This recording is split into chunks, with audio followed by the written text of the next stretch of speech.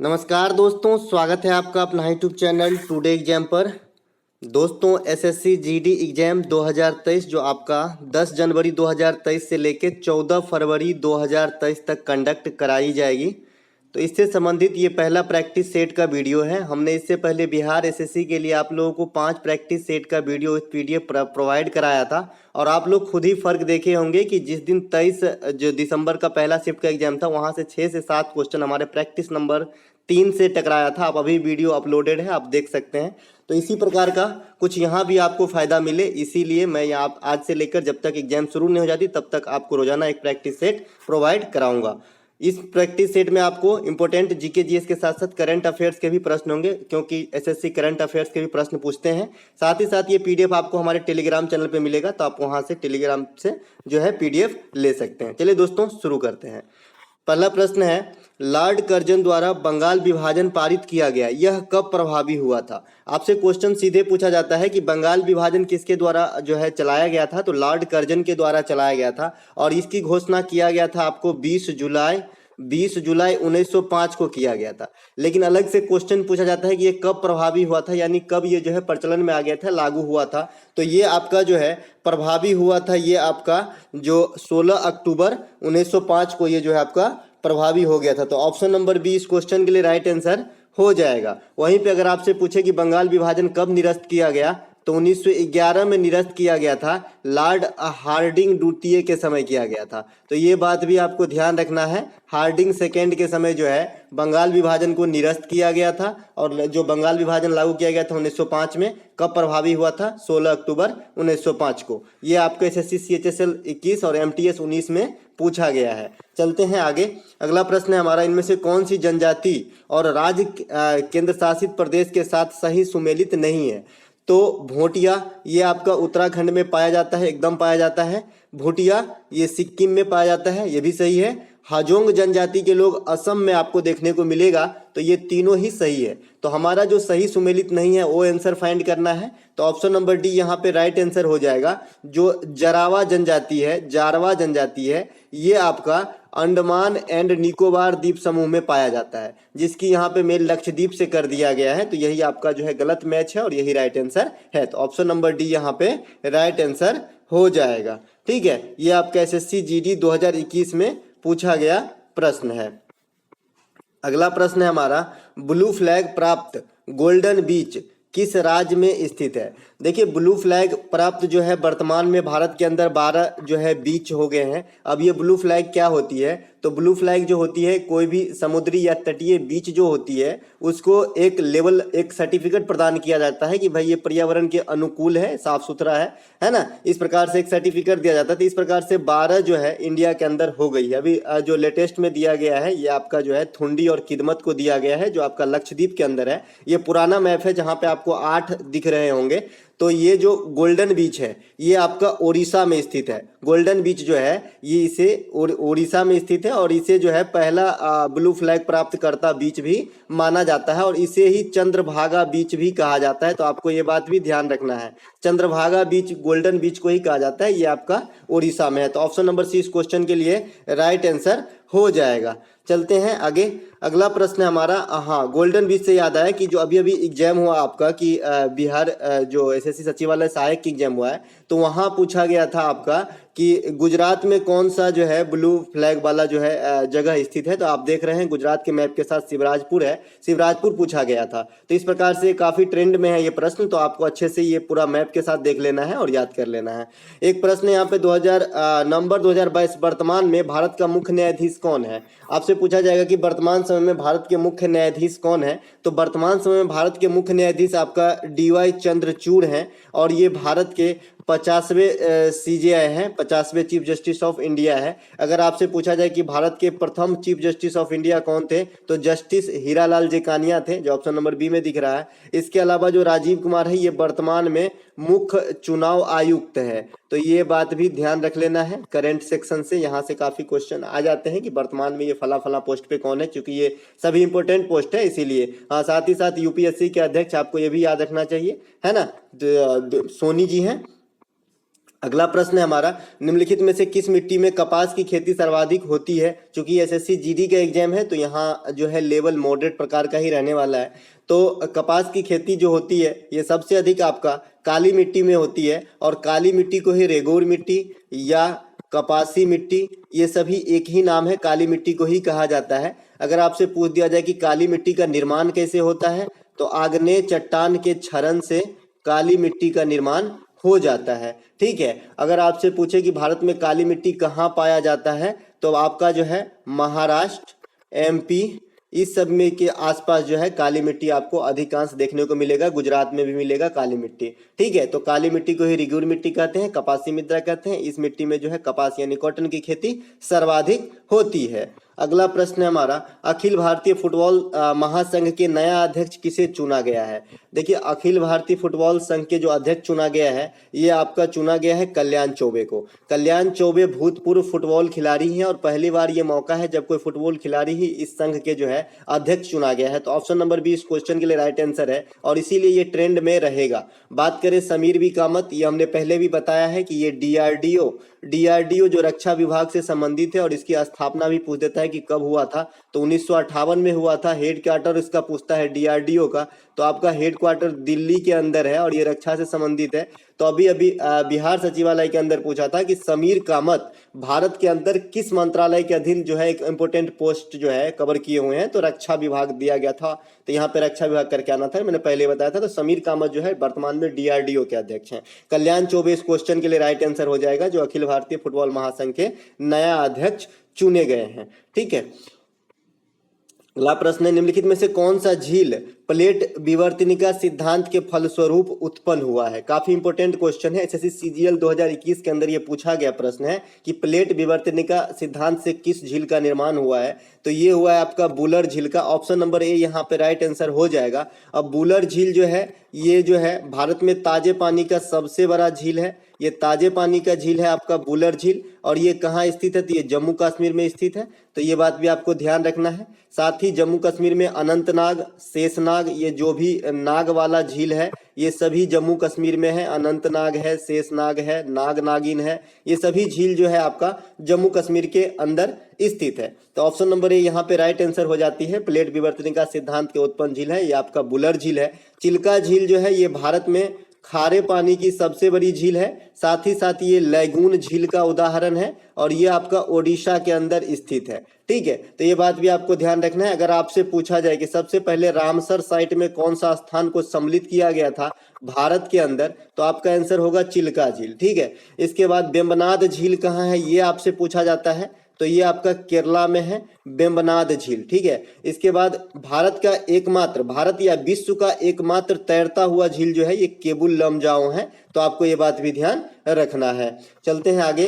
अगला प्रश्न है हमारा, महादेव गोविंद रानाडे मुख्य रूप से किस संस्था से जुड़े हुए थे? ये एसएससी जीडी में 2020 में पूछा गया था। तो महादेव गोविंद रानाडे जो है ये आपका प्रार्थना समाज से जुड़े हुए थे। तो ऑप्शन नंबर सी यहाँ पे राइट आंसर हो जाएगा। वैसे प्रार्थना समाज के संस्थापक अगर आपसे डायरेक्ट पूछा जाए तो आत्माराम पांडुरंग होगा। आत्माराम पांडुरंग जो है प्रार्थना समाज के संस्थापक माने जाते हैं, लेकिन इनसे जुड़े रहे महादेव गोविंद रानाडे भी। तो क्वेश्चन इनडायरेक्ट रूप से पूछा गया था, तो ये राइट आंसर था। साथ ही साथ आर्य समाज के संस्थापक अगर आपसे पूछा जाता है तो स्वामी दयानंद सरस्वती होती है, दयानंद सरस्वती, और इसकी स्थापना जो है 1875 ईस्वी में बम्बई के अंदर होती है। और इसी 1875 से आप याद रख सकते हैं जो बम्बई स्टॉक एक्सचेंज है बीएसई, इसकी स्थापना भी 1875 में ही होती है। तो दोनों बात आप ध्यान रखेंगे आर्य समाज को रिलेट करके। साथ ही साथ आर्य समाज से और भी चीज आपको याद रखना है।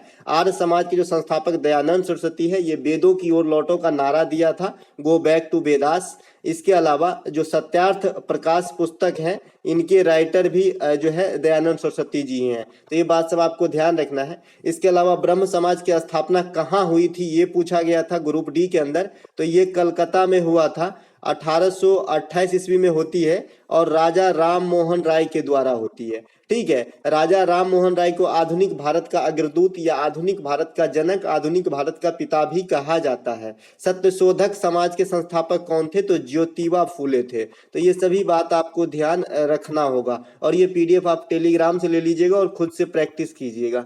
अगला प्रश्न है हमारा, भारत में अंतिम ऋणदाता किसे कहा जाता है? देखिए क्वेश्चन ग्रुप डी के अंदर पूछा गया था, लेकिन मैं यहाँ पे बहुत सारे चीज इसके रिलेटेड में बताने वाला हूँ, इसीलिए मैं ये क्वेश्चन को रख लिया हूँ। भारत में अंतिम ऋणदाता बैंक जो है ये आरबीआई को कहा जाता है। आरबीआई को भारत का केंद्रीय बैंक कहा जाता है। आरबीआई जो है भारत का केंद्रीय बैंक है। इसका बहुत सारे काम है, जैसे मौद्रिक नीति बनाना, ये सभी जो है आरबीआई का काम है। सभी प्रकार का नोटों का निर्गमन करना, साख सृजन करना, ये सभी आरबीआई का काम है। लेकिन अगर आपसे एक अलग क्वेश्चन पूछा जाए कि 1 रुपये के जो नोट होता है उस पे किसका साइन होता है, तो आपका वित्त सचिव भारत सरकार का साइन होता है आपका 1 रुपये के नोट पे। अन्य सभी नोट पे आरबीआई के गवर्नर के साइन होते हैं। वर्तमान में अगर आरबीआई के गवर्नर आपसे पूछा जाता है तो शक्तिकांता दास है और ये आरबीआई के 25वें गवर्नर हैं। तो ये बात भी ध्यान रखेंगे। आरबीआई के मुख्यालय अगर पूछा जाता है तो ये मुंबई के अंदर है। तो ये बात सभी ध्यान रखेंगे। इसके अलावा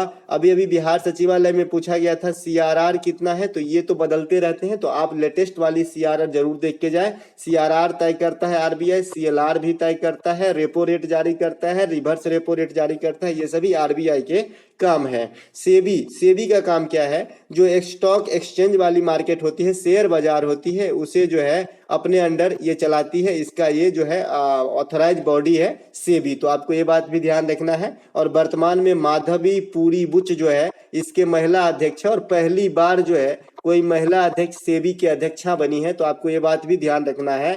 नाबार्ड जो है ये कृषि क्षेत्र में सबसे बड़ी बैंक है नाबार्ड। तो आपको ये बात भी ध्यान रखना है। नाबार्ड का फुल फॉर्म भी पूछा जाता है। एसबीआई तो जानते ही हैं, भारत में सार्वजनिक क्षेत्र के सबसे बड़ी बैंक है आपका एसबीआई और वर्तमान में जो है इसका दीपक खारा जो है इसमें इसका जो है हेड है। तो ये बात भी आपको ध्यान रखना है। अगला प्रश्न है हमारा, निम्नलिखित में से कौन सा एक मुद्रा का कार्य नहीं है? देखिए दोस्तों, अगर आप एसएससी की कोई भी एग्जाम देने जाएंगे तो इकोनॉमिक्स से आपको एक न एक क्वेश्चन जरूर मिलेंगे। वो भी जो है थोड़ी सी सोच डेवलप करके आप क्वेश्चन का सही आंसर लगा सकते हैं। निम्नलिखित में से कौन सा एक मुद्रा का कार्य नहीं है बता रहे हैं। ऑप्शन दिया गया है विनिमय का माध्यम। आप मुद्रा देते हैं तो आपको कोई चीज मिल जाता है, ये तो विनिमय का माध्यम है। तो यहाँ पे जो नहीं है वो पूछा गया है, तो ऑप्शन नंबर ए तो आंसर नहीं होगा। इसके अलावा मूल्य का संग्रहण ये भी हो जाएगा। भाई आप कैसे दाम लगाते हैं कोई चीज का, मापन की इकाई ये भी हो जाएगी। लेकिन कीमतों का स्थिरीकरण जो है मौद्रिक नीति इस पे जो है प्रभाव डालता है। मौद्रिक नीति बनाता कौन है? अभी मैंने बताया था। तो ये आपका जो है आरबीआई के द्वारा बनाया जाता है और इसका काम है मौद्रिक कीमतों का स्थिरीकरण वगैरह पे प्रभाव डालना। तो ऑप्शन नंबर जो डी है लास्ट है, तो यहाँ पे राइट आंसर हो जाएगी। चलते हैं आगे। अगला प्रश्न है हमारा, निम्नलिखित में से कौन सा मंदिर महाबलीपुरम तमिलनाडु में स्थित है? देखिए तमिलनाडु में कई सारे मंदिर है जो एसएससी बार बार पूछता आया है और आगे भी पूछे जाने की संभावना है। लेकिन एसएससी एमटीएस 2022 में जो एग्जाम हुई उसके अंदर 19 जुलाई को शायद ये क्वेश्चन पूछा गया था कि जो तमिलनाडु के पार्टिकुलर यानी महाबलीपुरम के आसपास कौन सी मंदिर स्थित है? तो ये आपका स्थित है शोर मंदिर। शोर मंदिर जो है ये तमिलनाडु के चेन्नई से 60 किलोमीटर दूर लगभग महाबलीपुरम के पास स्थित है शोर मंदिर। तो ऑप्शन नंबर बी इस क्वेश्चन के लिए राइट आंसर हो जाएगा। बात करें सूर्य मंदिर, तो सूर्य मंदिर जो है ये आपका ओडिशा में स्थित है और इसे जो है सूर्य मंदिर को जो है ब्लैक पैगोडा भी कहा जाता है। क्या कहा जाता है? ब्लैक पैगोडा भी कहा जाता है और ये कोणार्क उड़ीसा में स्थित है। अगर आपसे कोई पूछे कि कोणार्क किस लिए फेमस है, तो ताला के लिए फेमस है। अलीगढ़ जो है ये भी ताला के लिए फेमस है। तो दोनों बात ध्यान रखिएगा। इसके अलावा विष्णुपद मंदिर जो है ये आपका गया के अंदर स्थित है। गया लोग पितृपक्ष वगैरह करने आते हैं यहाँ पे। गया बिहार के अंदर है, यहाँ पे आपका विष्णुपद मंदिर है। इसके अलावा बृहदेश्वर मंदिर जो है ये भी आपका तमिलनाडु के अंदर ही स्थित है, लेकिन ये तंजौर में स्थित है। तो सभी बातों को आपको अच्छे से समझ लेना है, ठीक है। चलते हैं आगे। इसके अलावा जो इंपॉर्टेंट एक मंदिर बच जाती है, खजुराहो मंदिर बच जाती है, जो आपको जो है मध्य प्रदेश में है और इसको किसने बनवाया था, कंस्ट्रक्ट करवाया था, ये भी पूछा जाता है। तो चंदेल शासकों के द्वारा बनवाया गया था खजुराहो का मंदिर जो मध्य प्रदेश में स्थित है। अगला प्रश्न है हमारा, मलेरिया रोग निम्न में से किस प्रोटोजोआ के कारण होती है। देखिए मलेरिया रोग का खोज किया था रोनाल्ड रॉस, ये भी आपसे पूछा जाता है। तो मलेरिया किसके कारण होता है, प्रोटोजोआ के कारण होता है। ये आपका जीडी 2017 के अंदर पूछा गया था। तो ये कौन से प्रोटोजोआ के कारण होता है, तो ये प्लाज्मोडियम प्रोटोजोआ होता है, इसके कारण होता है। और इसके वाहक कौन होते हैं, तो मादा एनीफिलीज मच्छर जो है ये आपका इसकी वाहक होती है मलेरिया रोगों का, जो प्रोटोजोआ का संचालन करता है एक शरीर से दूसरे शरीर में और मलेरिया का जो है रोग का विस्तार करता है। यह एक प्रकार का रोग होता है जिसमें बुखार, तेज बुखार के साथ ठंडी लगती है, सर दर्द करती है, उल्टी वगैरह आती है और सिकनेस होती है। ये मलेरिया का लक्षण है। एचआईवी वायरस के कारण एड्स रोग होता है और एड्स जो है वायरस के कारण होने वाली रोग है। आपसे एड्स दिवस भी पूछा जाता है, तो 1 दिसंबर को जो है एड्स दिवस मनाया जाता है। ठीक है, चलते हैं आगे। अगला प्रश्न हमारा, द्वितीय जैन संगति किस जगह पे हुआ था। देखिए बौद्ध संगति 4 हुआ था मुख्य रूप से और जैन संगति जो है 2 हुआ था मुख्य रूप से। तो आप इस 6 को जरूर याद रखें, क्योंकि एसएससी जो है 5 क्वेश्चन तो ऐसे पूछते हैं जो बिल्कुल लो लेवल के होते हैं जीएस के अंदर। ठीक है, तो यही सब क्वेश्चन घुमा फिरा के आपको पूछा जाएगा। ये एसएससी सीजीएल 2018 में पूछा गया था। तो द्वितीय जैन संगति जो हुआ था ये आपका बल्लभी के अंदर हुआ था। वहीं फर्स्ट वाला जो जैन संगति हुआ था ये आपका पाटलिपुत्रा के अंदर हुआ था। तो ऑप्शन नंबर बी यहाँ पे राइट आंसर हो जाएंगे। जैन धर्म के जो लास्ट तीर्थंकर हुए 24वें, ये आपका जो है भगवान महावीर हुए, ये भी आपको ध्यान रखना है। और 23वें तीर्थंकर अभी अभी बिहार सचिवालय में पूछा गया था, तो पार्श्वनाथ जो है ये 23वें तीर्थंकर है। ठीक है, पार्श्वनाथ के जो है 23वें तीर्थंकर है। इसके बाद ही जो है आपका महावीर 24वें तीर्थंकर होते हैं, जो लास्ट तीर्थंकर भी होते हैं। और प्रथम तीर्थंकर की बात करें जैन धर्म में, तो ऋषभ देव जो है जैन धर्म के संस्थापक या प्रथम तीर्थंकर के रूप में जाने जाते हैं। तो इस क्वेश्चन के लिए right answer option number B हो गया कि सेकेंड जो जैन संगति वो बल्लभी हुई, प्रथम पाटलिपुत्रा में हुआ। अब मैं चारों बौद्ध वाली बात कर लेता हूं। तो बौद्ध वाले जो है वो थर्ड जो अशोक के समय हुआ था, ये आपका पाटलिपुत्रा में हुआ था। ठीक है, और जो है कुंडलवन कश्मीर में जो है ये चौथा बौद्ध संगति हुआ था। तो दोनों बात याद रखेंगे। दूसरा जो हुआ था ये वैशाली में हुआ था और पहला जो हुआ था राजगीर में हुआ था। तो ये 4 बौद्ध संगति और 2 जैन संगति आप जरूर याद रखेंगे कि कहाँ कहाँ पे हुआ था। ठीक है, अगला प्रश्न है, भारतीय संविधान के किस अनुच्छेद के तहत राष्ट्रपति पर महाभियोग की प्रक्रिया चलाई जाती है। देखिए महाभियोग की प्रक्रिया जो है राष्ट्रपति को उनके पद से हटाने की एक प्रक्रिया होती है और ये आपका एसएससी जीडी 2021 के अंदर पूछा गया था। तो ये महाभियोग की जो प्रतिक्रिया है ये राष्ट्रपति के अंदर आर्टिकल 61 के अनुसार चला जाता है। ऑप्शन नंबर बी इस क्वेश्चन के लिए राइट आंसर हो जाएगा। अगर आपको राष्ट्रपति से संबंधित बहुत सारे आर्टिकल एक ही जगह याद रखना है तो आप जो है 52 से लेकर 61 तक ये डायरेक्ट राष्ट्रपति से संबंधित आर्टिकल है। ठीक है, इसका मैंने शॉर्ट ट्रिक भी बताया था, पकानी कोका दियो दिसम, इस प्रकार का ट्रिक है, लेकिन आप कंफ्यूज हो जाइएगा। फिलहाल यहाँ पे option number B right answer हो जाएगा। पकानी कोका दियो दसम, अगर लास्ट से मैं उठा लूं तो मौ हो गया महाभियोग 61 नंबर और 100 से शपथ हो जाएगा। तो इस 61 से पहले 60 आएगा। तो 60 में अगर क्या है तो आर्टिकल 60 में तो राष्ट्रपति का शपथ प्रक्रिया है। ठीक है, अनुच्छेद 72 जो है ये राष्ट्रपति के क्षमादान से संबंधित है। राष्ट्रपति जो है कदाचार सिद्ध व्यक्ति को क्षमादान प्राप्त कर मतलब दे सकता है। और आर्टिकल 85 जो है ये लोकसभा को भंग जो किया जाता है राष्ट्रपति के द्वारा, ये आपका आर्टिकल 85 इस प्रकार का पावर राष्ट्रपति को प्रदान करते हैं। आर्टिकल 1, 2, 3 भी काफी इंपॉर्टेंट है, ये राष्ट्रपति का अध्यादेश से संबंधित है। तो इस प्रकार से सभी बातें को आपको ध्यान रखना है। अगला प्रश्न है हमारा, निम्नलिखित में से किसे पादप वर्ग का उभयचर कहा जाता है।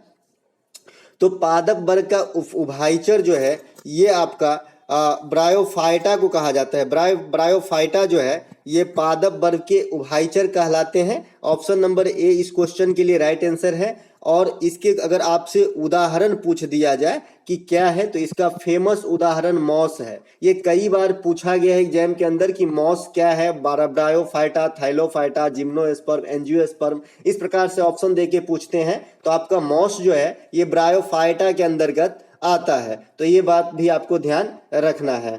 अगला प्रश्न है हमारा, राजेंद्र प्रथम निम्नलिखित में से किस चोल राजा का पुत्र था।